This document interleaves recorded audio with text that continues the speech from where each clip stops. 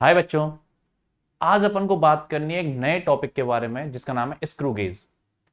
इससे पहले हमने क्या पढ़ा था? Vernier calliper. तो वर्नियर कैलिपर और स्क्रू गेज में क्या अंतर है तो पहले क्लियर कर लें। एक मीटर स्केल होता है। मीटर स्केल सबसे छोटी कितनी वैल्यू मेजर कर सकता है? मीटर स्केल सबसे छोटी कितनी वैल्यू मेजर कर सकता है? 1 mm। ये हमको पता है। वर्नियर कैलिपर अगर याद हो कितनी वैल्यू मेजर कर सकता है? 0.1 mm। मतलब 1 mm का भी 10वां छोटा हिस्सा वो कैलकुलेट कर सकता है।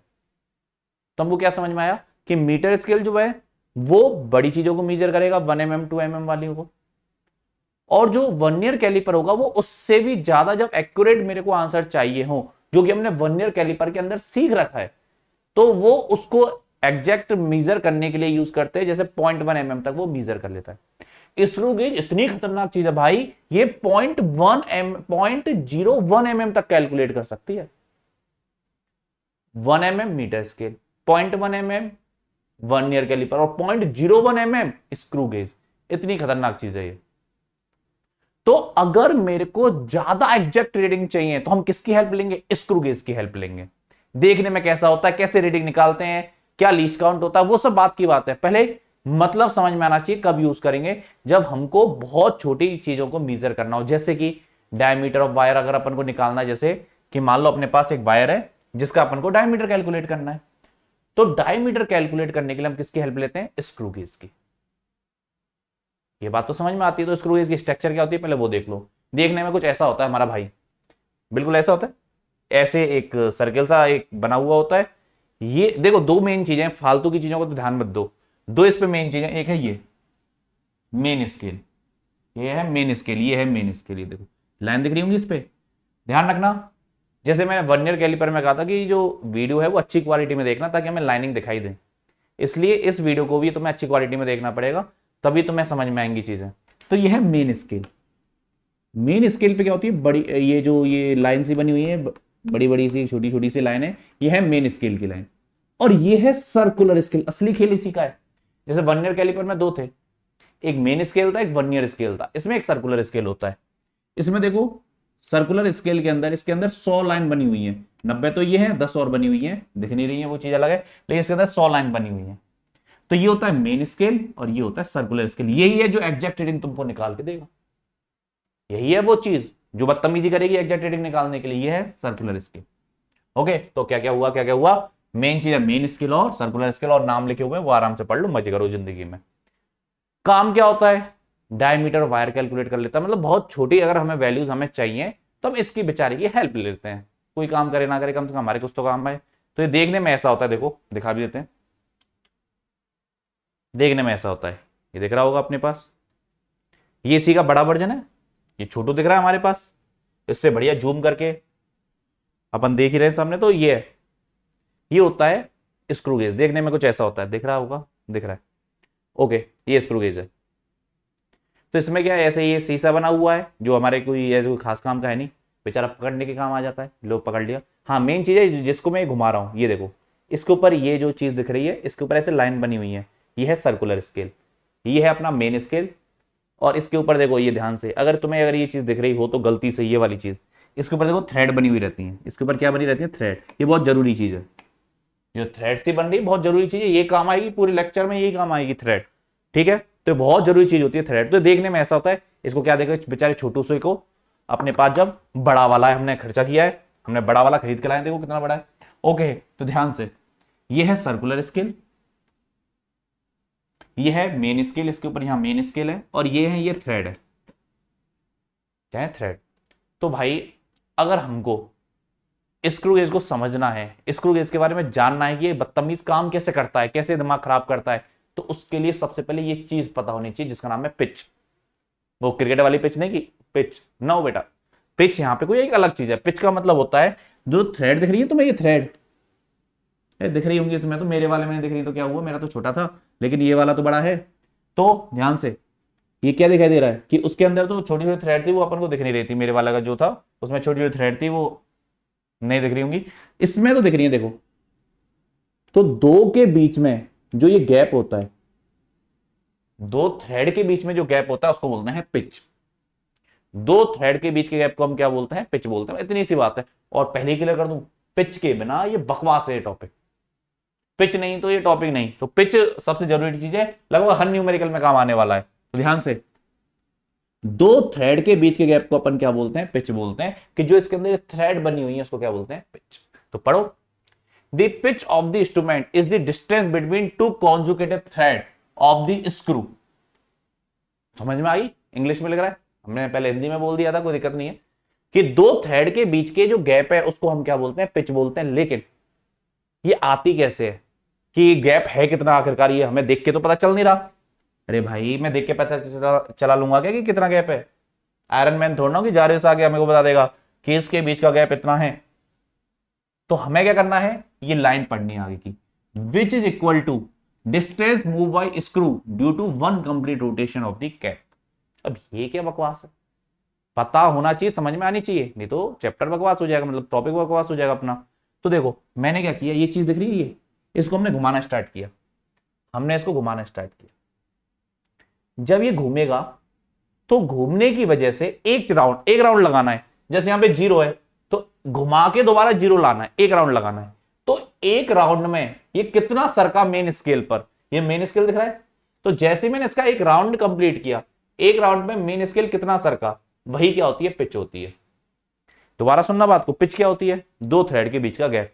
और ये किस चीज के बराबर होता है? ये बराबर होता है कि अगर मैं इसको घुमाना स्टार्ट कर दूं, तो एक चक्कर जब ये सर्कुलर स्केल लगाए तो मेन स्केल पे कितने डिवीजन आगे बढ़ गए, कितने एमएम आगे बढ़ गए। जैसे एग्जांपल लेता हूं, गुस्सा होने वाली कोई बात नहीं है। मैंने इसको घुमाया, एक राउंड किया, 0 से दोबारा मैं 0 लेकर आया इसको घुमा के। जैसे एक राउंड कंप्लीट हुआ, इस पे ये 1 एमएम आगे सरक गया। कितने एमएम आगे सरका? 1 एमएम।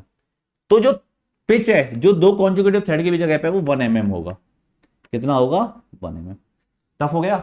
नहीं, देखो सिंपल बात है, कोई ऐसी कोई टफ बात नहीं है। क्या कि भाई हम इसको घुमाएंगे एक चक्कर घुमाने में कुछ आगे बढ़ेगा, मतलब इसमें गैप आएगा, थोड़ा सा ही गैप दिखेगा अपन को एक चक्कर में। तो एक चक्कर में जो गैप बनता है, जितना गैप बनता है वही क्या होती है? पिच होती है। तो इतनी सी बात है। अब पढ़ो इसको, which is equal to distance move by screw due to one complete rotation. कि एक स्क्रू घुमाने में जितनी डिस्टेंस कवर हो रही है वही क्या होता है? पिच होता है। निकालोगे तो इसी लाइन से, प्रैक्टिकली ऐसे निकलेगा, घुमा के निकालोगे। लेकिन फीलिंग क्या होती है? पिच का मतलब होता है दो थ्रेड के बीच का गैप। और दो थ्रेड के बीच का गैप आएगा कैसे? कैसे आएगा? कि हम इसको एक चक्कर घुमाएंगे और एक चक्कर घुमाने में जितना थोड़ा सा आगे सरकेगा, जितना भी इसकी श्रद्धा कपूर हो, तो जितनी भी इसकी श्रद्धा कपूर होगी, जितना ये थोड़ा सा आगे सरकेगा, जैसे मान लो 1 एमएम आगे सरक गया, तो हम इसको क्या बोलते हैं? पिच। ये तो हमें कॉमन सेंस से आगे समझ में, लेकिन न्यूमेरिकल में कैसे काम आएगा? न्यूमेरिकल के लिए इसका एक फॉर्मूला हमको ये यूज करना है। न्यूमेरिकल में इसका एक फॉर्मूला यूज करना है। अब कहोगे ये फॉर्मूला कैसे? ये कॉमन सेंस का फॉर्मूला है। एक बात बताओ, कॉमन सेंस लगाओ। कॉमन सेंस ये कि मान लो तुम्हारे पास, तुमने एक चक्कर लगाया, वो 1 एमएम सरका, लेकिन तुम्हें ये बात फील नहीं हो पाई क्योंकि बहुत छोटे खाने हैं, तो हमको ये फील नहीं हो पाया कि कितना आगे सरका। तो मैंने क्या किया, इसके 5 रोटेशन किए। कितने रोटेशन किए? 5। ध्यान सुनना मेरी बात को, सो मत जाना पका रहे हो सर, ध्यान सुनना। मैंने उसको घुमाना स्टार्ट किया, मैं उसको घुमा रहा हूं। मैंने उसके क्या किए? 5 रोटेशन घुमाए। पहले एक बार 0 से 0, फिर दूसरा 0 0, 5 रोटेशन घुमाए। जब मैंने 5 रोटेशन घुमाए, मैं देखा वो 5 एमएम आगे सरक गया। अब तो मेरे को फील होगा ना, 5 एमएम आगे सरका है तो वो चीज फील होगी। तो एक बात बताओ, 5 रोटेशन में 5 एमएम आगे सरका, तो एक रोटेशन में कितना सरका होगा? 1 एमएम। एक रोटेशन में 1 एमएम सरका होगा। तो तुमने क्या किया इसके लिए? तुमने ये तो किया कि भैया कितना आगे सरका और तुमने कितनी बार घुमाया, तुमने कितनी डिस्टेंस कवर करी? 5 एमएम। कितनी बार घुमाने पर? 5 बार। तो बताओ ये 1 एमएम आ जाएगा? नहीं आ जाएगा। 1 एमएम आ गया। तो यही चीज मैंने फॉर्मूले के रूप में लिख दी कि भैया तुम कितना उसको घुमा रहे हो और कितने रोटेशन में आगे बढ़ रहा है। तो लीनियर डिस्टेंस कितनी मूव हो रही है, उसमें कितना आगे सरका है? 5 एमएम आगे सरका है। और कितनी बार सरकाने पर? 5 बार सरकाने पर। तो एक बार घुमाने पर कितना सरका होगा? 1 एमएम। तो एक कॉमन सेंस का फॉर्मूला है। अब तुम्हें कॉमन सेंस समझ में आ जाए तो ठीक है, नहीं तो याद कर लो। लिखाई क्यों है? याद करने के लिए, न्यूमेरिकल तो याद करके होंगे इसके। कॉमन सेंस गया भाड़ में, याद कर लो कितना सरका है और कितने रोटेशन हुए, ये अपन को पता होना चाहिए, ये अपन को पता होना चाहिए। तो linear distance move by screw upon number of rotation bye screw. Okay ठीक है। तो जैसे अपन ने ये देखो एक वीडियो है, इसको देख लो। हम क्या करेंगे, इसको घुमाएंगे। हम क्या करते हैं, इसको घुमाते हैं। घुमाने से कितना आगे सरक रहा है वो अपन इसको फील करते हैं कि घुमाने से भैया तू कितना आगे सरका है, 1 mm 2 mm 3 mm। जैसे एक एग्जांपल लेते हैं, मैंने उसके 5 रोटेशन कराए। कितने रोटेशन कराए, 5 रोटेशन। जैसे ऐसे घूम रहा है, ठीक है। मान लो एग्जाम्पल के लिए मैंने 5 रोटेशन कराए और वो 2 mm आगे सरका। एग्जाम्पल के लिए, मैं इसका कुछ नहीं कह रहा, मैं एग्जाम्पल के लिए कह रहा हूं कि हमने इसको 5 रोटेशन कराए। Number of rotation is 5। Number of rotation is 5। ये हो गए 5। और कितना आगे सरका, ओनली 2 mm। लीनियर डिस्टेंस कितनी कवर करी, 2 mm। तो पिच कितनी हो गई, पिच मतलब कॉन्जुगेटिव थ्रेड के बीच गैप कितना हो गया, लीनियर डिस्टेंस कितनी कवर हुई, 2। कितने बार, तो ये आ गया 2/5 mm।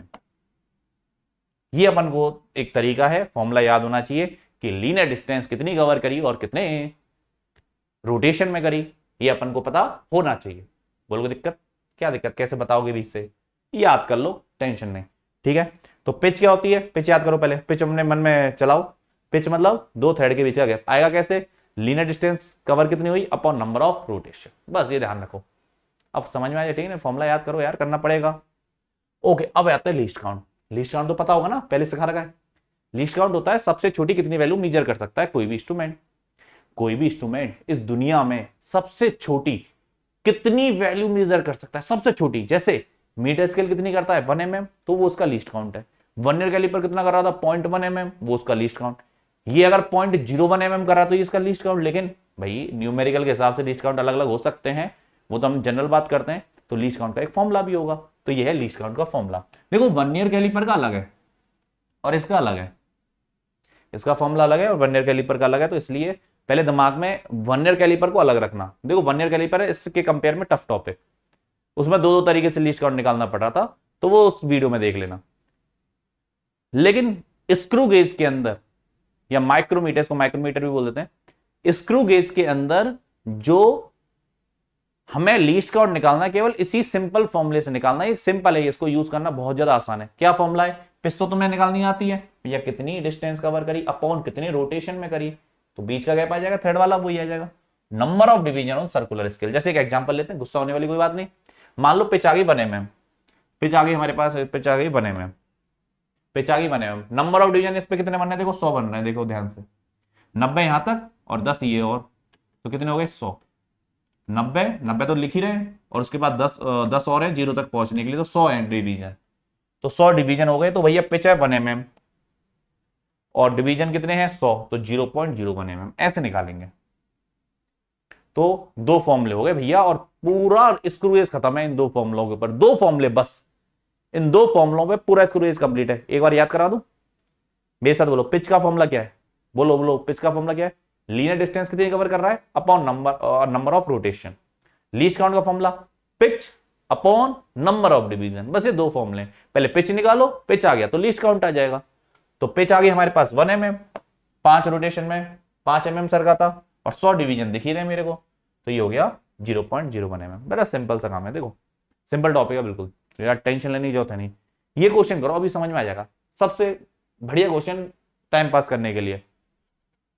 पढ़ना जरा, खुद निकाल के देखो, पॉज करो, पहले खुद निकालो। फॉर्मूले तुमको याद है ही, और इंग्लिश तुम पढ़ ही लेते हो, इंग्लिश मीडियम में ही हो ना, तो इंग्लिश तो पढ़ ही लोगे। तो इंग्लिश अगर पढ़ लो तो निकालो भैया क्या क्या दे रखा है। When circular scale of A screw gauge carrying 100 division, ओहो 4 complete rotation, wow, head of the screw move through 2 mm, ओहो 2 mm आगे सरक जाता है, अपॉन कितने रोटेशन में, 4 रोटेशन में, तो ये आ गया 1/2। This is called pitch. कितने उससे आ रहे हैं अपन, तो 1/2 कितना आता है, 0.5 mm। ये आ गया 0.5 mm। तो मतलब कौन कौन से 2 ऑप्शन में से एक हो सकता है, बी और सी में से। बदतमीज ए और डी हो ही नहीं सकते। पिच की वैल्यू 0.5 आई है। लीस्ट काउंट का फॉर्मूला क्या था, बोलो, pitch upon number of division. Number of division देखो इंग्लिश में लिख रहे हैं 100, तो लगा दो 0.005 mm। तो कौन सा आंसर सही है, हमें तो भैया सी नजर आ रहा है, सी आंसर है। तो मतलब इसको सुनो, मैं पहले क्लियर कर दूं, स्क्रू गेज बहुत आसान टॉपिक, वर्नियर कैलिपर कंपेयर में वो ज्यादा दिमाग खाली कर देता है, लेकिन अगर उसको 2 बार पढ़ लोगे तो वो भी हो जाएगा। तो ये उसके कंपेयर में आसान है, इसमें कुछ नहीं करना, बस पिच और लीस्ट काउंट के फॉर्मूले याद रखो और मतलब पता होना चाहिए कि पिच होती क्या है। धड़ाधड़ सारे क्वेश्चन ऐसे होंगे, सारे क्वेश्चन कितने भी अच्छा लेवल का क्वेश्चन आ जाए, जेई एडवांस तक का क्वेश्चन आ जाए, इसी फॉर्मूले से होंगे। नॉर्मल है, बस पिच और लीस्ट काउंट का मतलब पता होना चाहिए। ठीक है, अच्छे अच्छे क्वेश्चन भी करेंगे ना अपन। तो इसका आंसर तो सी है, इसको भाड़ में जाने दो। चलो इसको करो, इसको करो, पॉज करो और शुरू हो जाओ। झूठ नहीं बोलना, पॉज करो और शुरू हो जाओ।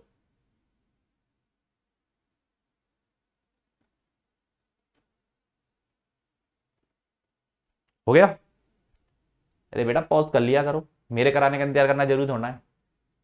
हो देखो, खुद से करने पड़ेंगे क्वेश्चन, तभी वो फॉर्मूले अपने दिमाग में चलेंगे। मैं दिमाग चलाऊंगा ये दे रखा है, ये दे रखा है, बच्चों की तरह तो काम नहीं चलेगा। यहाँ खुद दिमाग चलाओ, क्या क्या दे रखा है, क्या क्या दे रखा है बताना, मेरे को भी बता दो जरा। 2 mm सरक रहा है 4 रोटेशन में, अरे ये तो वही चीज हो गई। पिच निकाल लो भैया, कितने रोटेशन करने पर 2 mm आगे सरका है, 4। तो हो गया 2/4, मतलब 1/2। तो ये आ गया 0.5 mm। अब हमें पूछा लिस्ट काउंट, तो लिस्ट काउंट तो अरे भाई तुम तो परफेक्ट हो। Pitch upon number of division, pitch 0.5, number of division कितने 200। तो इसको सॉल्व कर लो, सॉल्व करो इसको। 0.0025 ये हमारा आंसर है। देख लो यही आ रहा है क्या, यही आ रहा है क्या, यही आ रहा है क्या, देख लो। mm में तो यही आएगा, सेंटीमीटर देख लेते हैं आंसर। यही है, ये सेंटीमीटर में लिखा हुआ है आंसर। ठीक है, तो आंसर वही है 0.0025। देख लो जो भी है, सॉल्व करो आराम से बैठ के। तो कुछ नहीं करना, देखो बच्चों की तरह फॉर्मूले लगाने। समझ में आ रहा है ना कि पिच निकाल लो पहले। क्या पिच का फॉर्मूला क्या हुआ, कितना आगे सर का अपॉन कितने रोटेशन के बाद आ गया। लीस्ट काउंट क्या है, least count pitch upon number of division, pitch आ गई, नंबर ऑफ डिवीजन। तो बिल्कुल बच्चा क्वेश्चन है, और तुम्हें तो ये समझ में आ जाएंगे। छोटी बच्ची हो क्या, तो छोटी बच्ची तो तुम हो नहीं, समझ में आ जाएगा। समझा रहे हैं पर, अरे आ गया जा। ओहो, अगली चीज बनने का पेपर में क्या किया था, पहले लिस्ट काउंट सीख लिया, फिर रीडिंग निकालना सीखा था। यहां भी सीखेंगे, रीडिंग निकालना सीखेंगे, क्यों नहीं सीखेंगे, बिल्कुल सीखेंगे।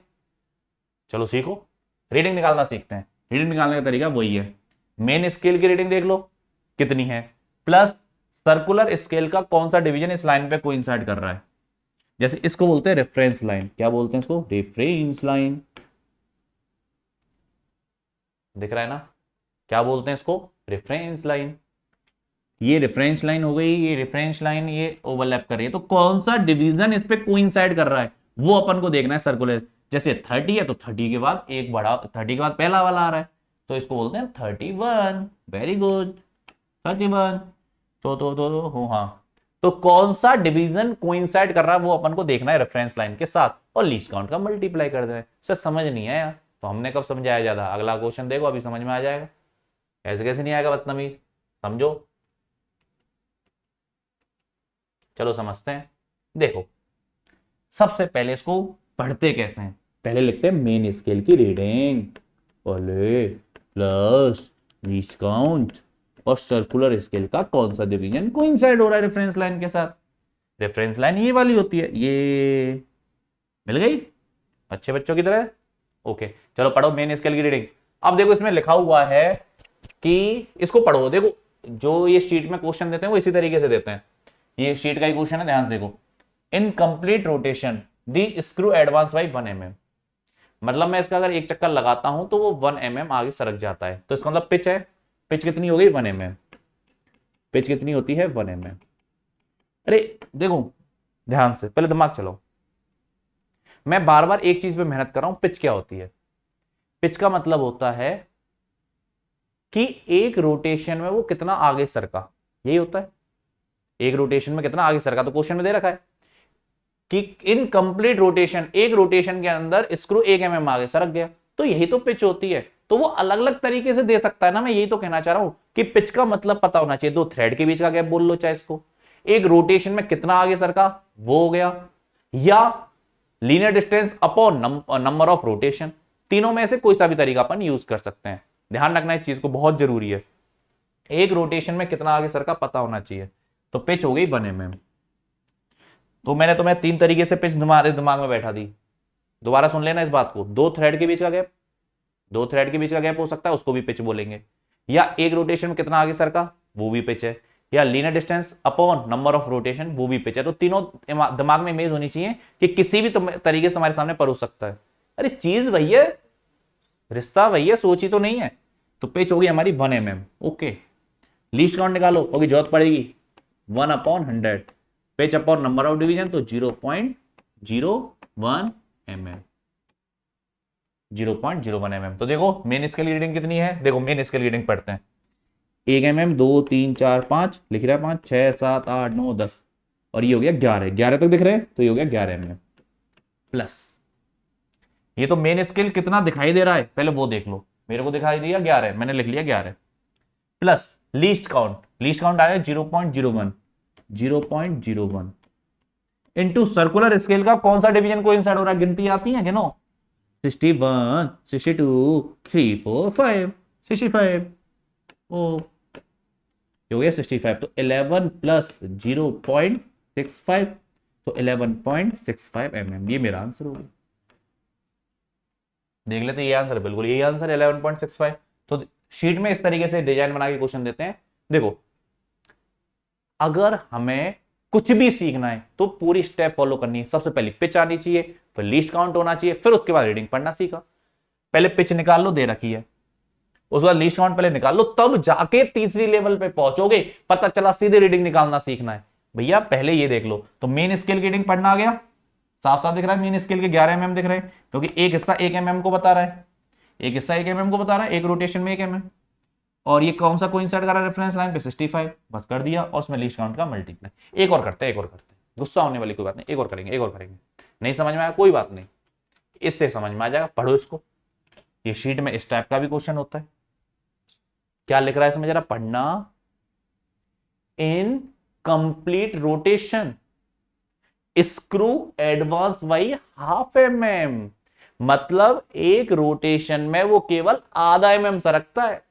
मतलब पिच कितनी हो गई, ½ mm। पिच कितनी हो गई, ½ mm।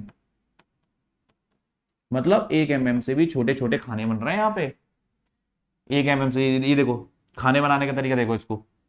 ये हुआ 1 mm, ये हुआ 2, ये हुआ 3, ये 4 और ये 5। ये नीचे वाले क्या है, ये आधे वाले। कि एक रोटेशन में ½ mm सरकता है, एक रोटेशन में ½ mm सरकता है, तो ½ mm बना तो रखा ही होगा उसने। तो ये ½ mm देखो, ½ mm, 1 mm, 1.5, 2, 2.5, 3, 3.5, 4, 4.5, 5, 5.5, 6, 6.5।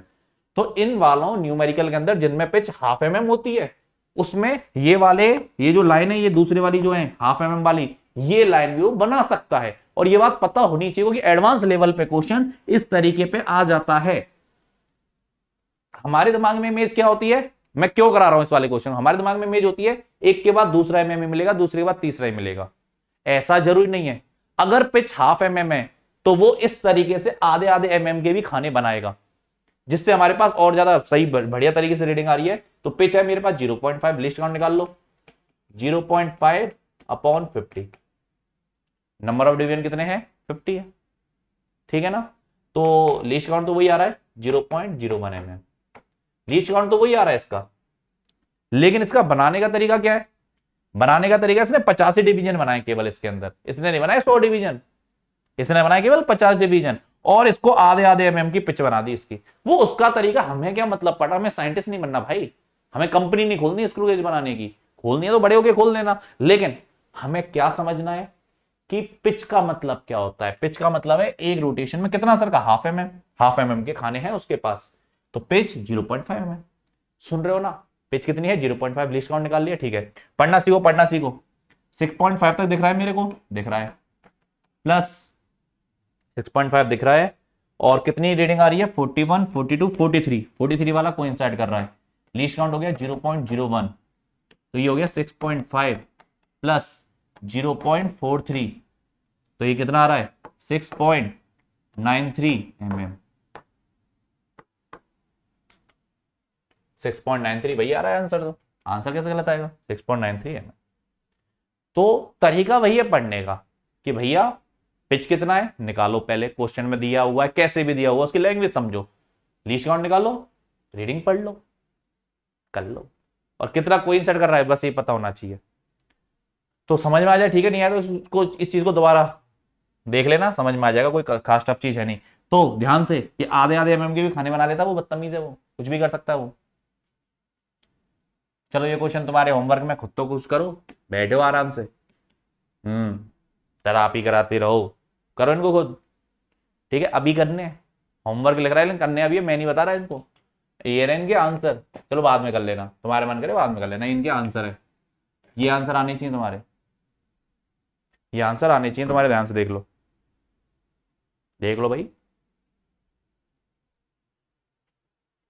देख लिया, ओके। क्वेश्चन करो चलो, अच्छा क्वेश्चन है, पॉज करो और शुरू हो जाओ, पॉज करो और शुरू हो जाओ।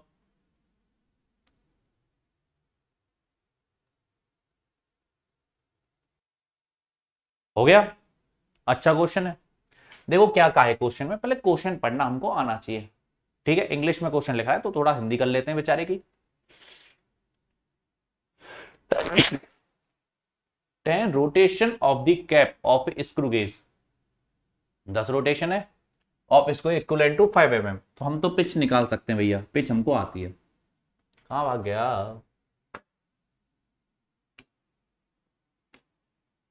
पिच निकालो, पिच बराबर होता है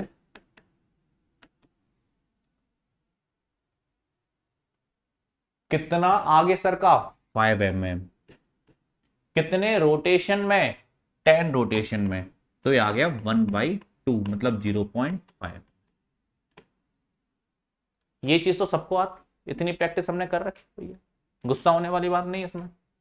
तो screw gauge equivalent to 5 mm, दिख कैप है 100 डिवीजन, तो मैं क्या करूं, लीस्ट काउंट निकाल लूं, फिर देखो लीस्ट काउंट निकाला उसने, तो लीस्ट काउंट रहा होता है pitch upon number of division, तो आ गया 0.005, ये आ गया M। ये तो पहले भी आ चुका है ऐसा आंसर, तो आने तो हमें क्या मतलब है।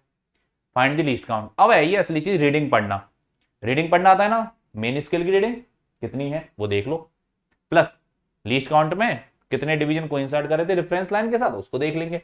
तो चलो पढ़ते हैं, मेन स्केल की reading plus least count into circular scale के डिवीजन कितने कोइंसाइड कर रहे हैं, ये होगी हमारी फाइनल रीडिंग।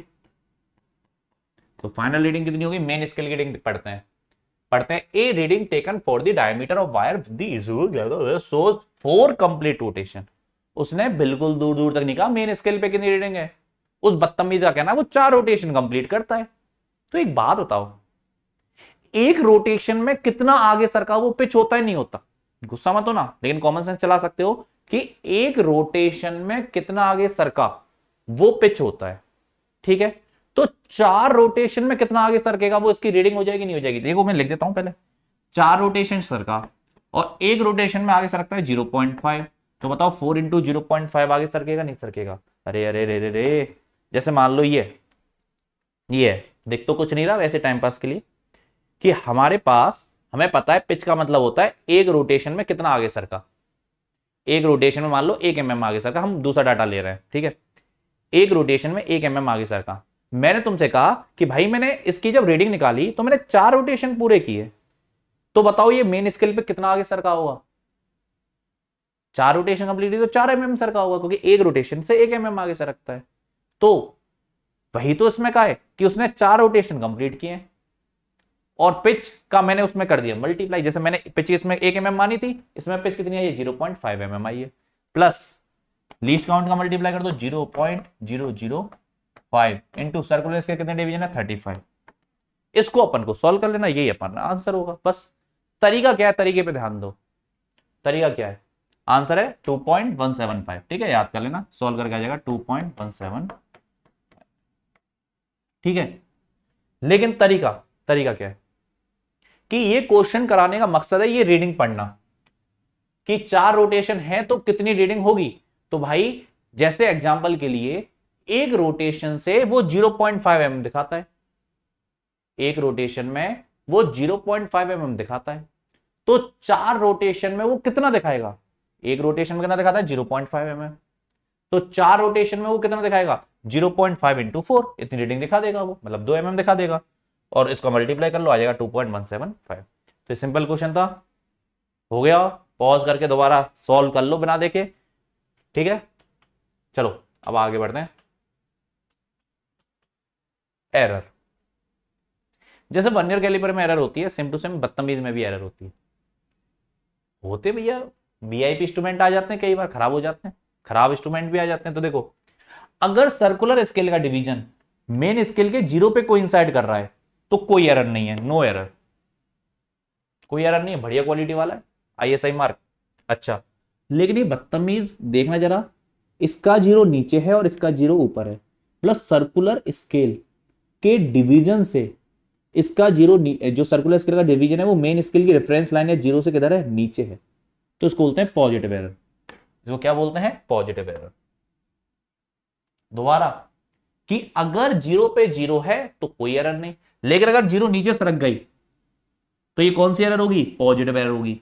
पॉजिटिव इसको इसलिए बोल रहे हैं क्योंकि इतनी ज्यादा वैल्यू मीजर, हमेशा इतनी वैल्यू एक्स्ट्रा मीजर करेगा, ये इतनी वैल्यू हमेशा एक्स्ट्रा मीजर करेगा। अरे भाई, जब तुम वैल्यू मीजर कर रहे हो इसमें, तो ये अभी भी कुछ रीडिंग दिखा रहा है, नहीं दिखा रहा, क्योंकि रीडिंग क्या होती है, मेन स्केल की reading plus least count into one circular scale कितने डिवीजन को इंसाइड कर रहे हैं। देखो यहां 2 डिवीजन को इंसाइड कर रहे हैं, यहां एक भी डिवीजन को इंसाइड नहीं कर रहा, तो ये 0 रीडिंग दिखा रहा है अभी तो, लेकिन ये कुछ ना कुछ रीडिंग अभी दिखा रहा है, तो इसलिए पॉजिटिव एरर है कि भैया इसमें कुछ ना कुछ रीडिंग आती रहेगी। अगर 0 ऊपर है तो इसको बोलते हैं नेगेटिव एरर।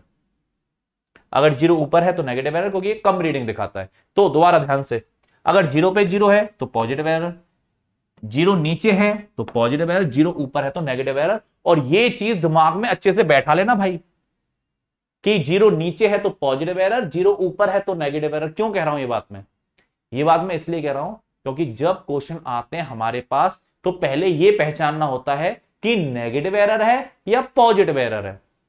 अगर ये पता नहीं चला दिक्कत हो जाएगी हमारे लिए, क्योंकि नेगेटिव एरर को पढ़ने का तरीका अलग है और पॉजिटिव एरर को पढ़ने का तरीका अलग होता है। हमको ये न्यूमेरिकल में पता नहीं चला कि नेगेटिव एरर 0 पॉजिटिव एरर है और हम एक ही तरीके से पढ़ रहे हैं, तो दिक्कत हो जाएगी। इसलिए सबसे मेन चीज तुम्हारे दिमाग में मुझे क्या बैठानी है कि पॉजिटिव एरर मतलब 0 मेन स्केल के 0 से नीचे होना चाहिए, और अगर सर्कुलर स्केल का 0 ऊपर है तो वो नेगेटिव एरर है। ध्यान रखना है चीज को, बहुत इंपॉर्टेंट काम आएगी। ठीक है, तो अभी तक का कंक्लूजन, पिच का फॉर्मूला, लीस्ट काउंट का फॉर्मूला, रीडिंग पढ़ना, 3 चीजें, और चौथी हो गई एरर, कि कौन सी एरर कौन सी है। तो चलो पहले पॉजिटिव एरर को पढ़ना सीख लें, ये सिंपल है। पॉजिटिव एरर को पढ़ना सबसे सिंपल होता है, जैसे वर्नियर कैलिपर में भी था, इसमें जो रीडिंग आ रही है उसको पढ़ लो, बस वही पॉजिटिव एरर है। पढ़ लो इसको, मैंने क्या लिखा है, पढ़ो इसको। स्टार्टिंग में जितनी वैल्यू दिखा रहा है वही पॉजिटिव 0 एरर है। रीडिंग पढ़ना तो आता ही है अपन को, तो जहां कोइंसाइड हो रहा है उसे नॉर्मल तरीके से पढ़ लो, बस नॉर्मल तरीके से पढ़ो। जैसे एग्जांपल के लिए मेरे पास क्वेश्चन है, इसको पढ़ते हैं, एक बार ध्यान से देखना। इसमें एरर देखने की, इसमें भैया कितनी एरर है। अब आ गया, ये देखो इसमें एरर देख लेता, ये देखो पहले कौन सी एरर है, पॉजिटिव है नेगेटिव है। एरर तो है, पॉजिटिव है नेगेटिव है। सोचो पहले, अगर 0 नीचे होता है तो पॉजिटिव एरर होती है, देखो 0 नीचे है तो पॉजिटिव एरर। ठीक है, अब इसको हम जनरली पढ़ेंगे कि जैसे नॉर्मली पढ़ते हैं कि मेन स्केल की reading plus least count into circular scale के डिवीजन। नॉर्मल पढ़ना है अपन को, दिमाग नहीं चलाना। तो मेन स्केल की रीडिंग देखो, मेन स्केल की रीडिंग दिख तो रहा है, दिख रहा है, हाँ। मेन स्केल की रीडिंग पढ़ो, देखो कि कौन सा मेन स्केल रीडिंग तो 0 है, मेन स्केल रीडिंग तो कितनी है 0। ठीक है, 0 ये रेफरेंस लाइन पे आ रहा है, 0 ये, प्लस लीस्ट काउंट अपने मन से मान लेते हैं 0.01 mm, इसका जो लीस्ट काउंट है 0.01 है।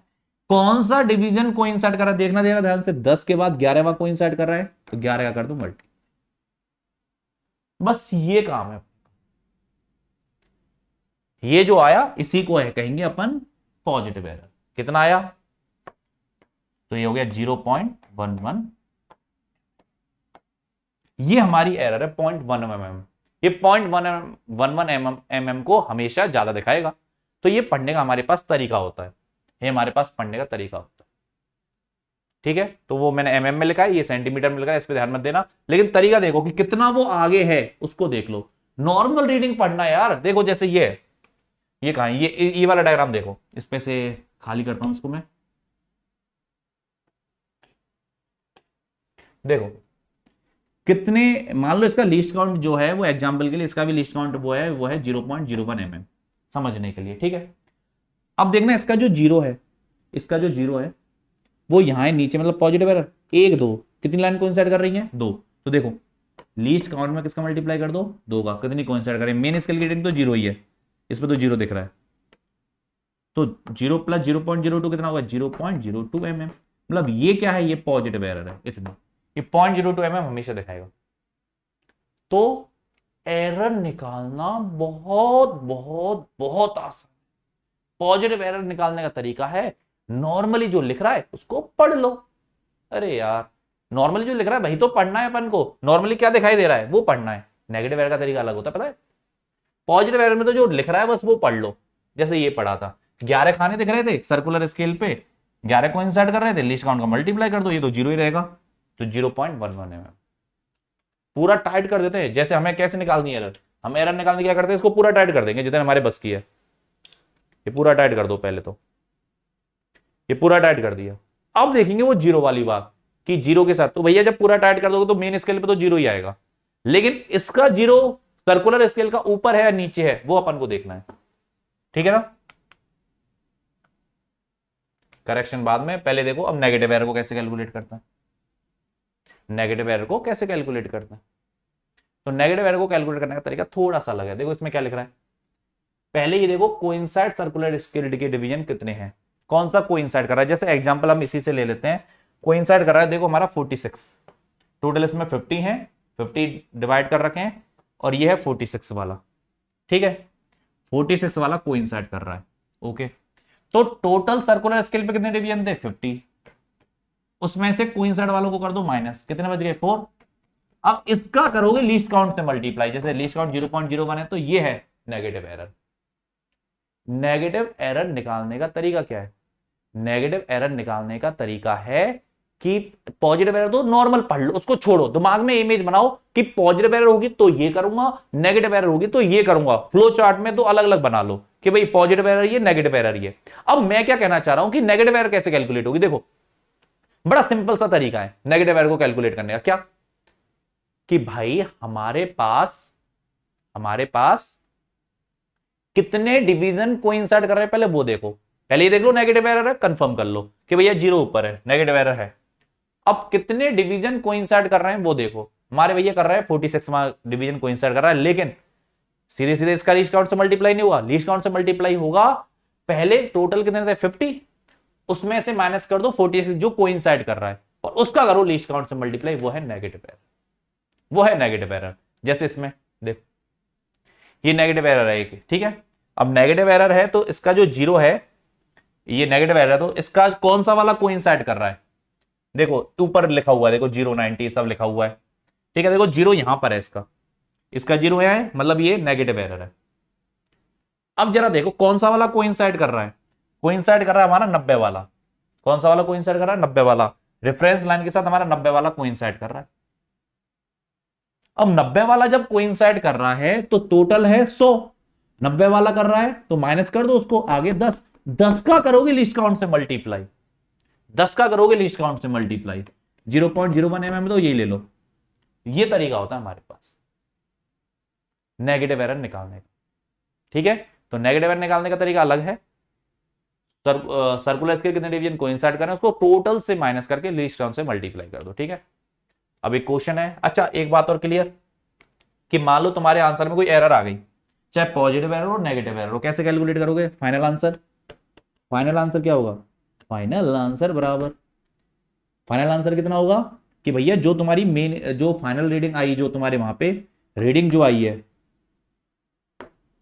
जो पहले निकालना सीखा था, उसमें से एरर को क्या कर दोगे, माइनस कर दोगे, एरर को क्या कर दोगे, माइनस। जैसे एग्जांपल के लिए बता देता हूं, जो तुम्हारी रीडिंग आ गई 4.90 mm, ये तुम्हारी आ गई पूरा सॉल्व करने के बाद कि भैया मेरी रीडिंग ये आई है। अब तुम्हारी एरर तुम्हें बता दी कि भैया इसमें जो एरर है वो 10 mm की इसके अंदर एरर है, 0.10 mm की, 10 mm नहीं 0.10 mm की एरर। तो तुम्हारा फाइनल आंसर क्या होगा, एरर को उसमें से माइनस कर दो, तो 4.80, ये हमारा आंसर। बाई चांस अगर ये नेगेटिव एरर होती है तो पॉजिटिव एरर है, अगर ये नेगेटिव एरर होती तो नेगेटिव एरर क्या करती है, कम आंसर बताती है, तो नेगेटिव एरर तो माइनस लगेगा। देखो एक सेकंड, 4.90 नेगेटिव एरर आ गई है 0.05 mm की, तो माइनस माइनस क्या हो जाएगा प्लस, तो 4.95 mm ऐसे 4.95, मतलब नेगेटिव एरर तो वो अपने आप प्लस हो जाएगी। तुम तो फॉर्मूला क्या याद रखोगे, रीडिंग माइनस एरर। अब पॉजिटिव है तो पॉजिटिव रहेगी, अगर एरर नेगेटिव होगी तो माइनस माइनस अपने आप प्लस हो जाएगा, तुम्हें कोई टेंशन लेनी है। तो तुम्हें तो बस ये याद रखना है, रीडिंग में से एरर को माइनस करना है। नेगेटिव एरर होगी तो माइनस माइनस अपने आप प्लस हो जाएगा, क्योंकि नेगेटिव एरर क्या कहती है, मैं कम रीडिंग बता रही हूं पहले से, तो एग्जैक्ट रीडिंग क्या होगी, ज्यादा होगी, वो कम रीडिंग बता रही है। और पॉजिटिव एरर क्या कहती है, भैया मैं पहले से ज्यादा रीडिंग बता रही हूं, और पहले से ज्यादा रीडिंग बता रही हूं उसको कम करो भैया। समझ रहे हो, समझो, ठीक है, फर्जी बात है। इस क्वेश्चन को सॉल्व करो, चलो पॉज करो और शुरू हो जाओ। सिंपल क्वेश्चन है, नहीं है बिल्कुल टफ, बस ये इसके अंदर जो आज हमने सब सीखा है सब इस बेचारे के अंदर लगा दिया उसने, सब कुछ, कुछ नहीं छोड़ा इसके अंदर, सब कुछ लगा डाला उसने, देख लो। ठीक है, पॉज करो और शुरू हो जाओ। पिच है and number of division circular for a given screw area 0.5 and 100। देखो भाई प्यारे ने पिच दे दी है इतनी मेहनत के बाद, जब हमें पिच निकालना आ गया तो पिच दे दी उसने, तो पिच अपन को दे रखी है 0.5 mm, बहुत बड़ा काम कर दिया। नंबर ऑफ डिवीजन 100 दे रखा है, तो मैं लीस्ट काउंट निकाल लेता हूँ, 0.5 अपॉन 100, वही आ गया जो इतनी देर से बार बार निकाल रहे हैं, 0.005 mm। यानी कितनी बार निकाल लिया यार ये एक ही चीज। When screw gauge is fully tight without any object, the zero of its circular scale lies 3 division below the mean line. ओहो, रेफरेंस लाइन या मीन लाइन एक ही बात है, उस रेफरेंस लाइन से नीचे जीरो है, तो बताओ कौन सी एरर होगी, चलाओ दिमाग, चलो चलो चलो जाओ। ओहो, पॉजिटिव एरर, वेरी गुड, तो ये होगी पॉजिटिव एरर। जीरो किधर है, नीचे है, ऊपर होती तो नेगेटिव होती। तो ये याद कर लो इस चीज को, इस चीज में कोई कॉम्प्रोमाइज नहीं कि कहीं कंफ्यूजन हो, कुछ हो, रट डालो। तो पॉजिटिव किधर है, नीचे, पॉजिटिव एरर है जब जीरो नीचे है, तो पॉजिटिव एरर है। Reading of main scale and circular scale of इतने इतने दे रखा है, थिकनेस पूछिए शीट की, ठीक है। तो ध्यान से तरीका देखो, सबसे पहले रीडिंग निकाल लो, रीडिंग कितनी है, उसके बाद फाइनल रीडिंग निकालेंगे एरर का माइनस करके। तो एरर तो निकाल लो, चलो एरर निकाल लेते हैं। एरर, एरर कितनी है हमारे आंसर में, एरर निकालो कितनी है, कितने डिवीजन को इंसर्ट करें, 3, और पॉजिटिव एरर तो पॉजिटिव तो नॉर्मल निकल दिया, 3 इंटू लीस्ट काउंट 0.005, तो कितना आ गया 0.015। ये हमारे आंसर में एरर है, ये तो हमारे आंसर में एरर है कि भैया इतनी एरर होगी, ठीक है। अब बस कुछ नहीं करना, जैसे पढ़ते हैं नॉर्मली रीडिंग पढ़ लो। तो मेन स्केल की रीडिंग कितनी है 5.5 प्लस कितने डिवीजन को इंसर्ट कर रहे हैं 48 इनटू लीस्ट काउंट 0.005 0.005। अब ये जो फाइनल आंसर आएगा इसमें से मेरे को एरर को माइनस कर देना 0.015, ये सॉल्व कर लेना आंसर आ जाएगा, इसी को सॉल्व कर लेना आंसर आ जाएगा। तो आंसर क्या है इसका 5.725, 5.7, इसको सॉल्व करना है, देख लो बस ये काम है हमारा। तो पहले तो ये चीज, हम एक बात बताओ, एरर निकालना आता है निकाल ली, रीडिंग पढ़ना आता है पढ़ ली, फाइनल आंसर के लिए एरर को माइनस करना है, बस काम खत्म, इतना सा काम है। तो ये था लीस्ट काउंट के बारे में कि भैया लीस्ट काउंट होता क्या है, पिच क्या होती है, और स्कूल एज में रीडिंग कैसे पढ़ते हैं, और सारी चीजों की मिला के हमने एक लास्ट वाला क्वेश्चन किया। इसके अंदर पूरा लेक्चर मेरा लग रहा था, इसके अंदर पूरा लेक्चर लग रहा है मेरा। तो अभी अपन को और भी क्वेश्चंस करने हैं, लेकिन आज के लिए इस लेक्चर में केवल इतनी क्वेश्चन। अगले लेक्चर के अंदर जो उसका पार्ट 2 है उसके अंदर अपन और ज्यादा अच्छे लेवल के क्वेश्चंस अपन डिस्कस करेंगे। लेकिन आज के लिए इतना ही, थैंक यू।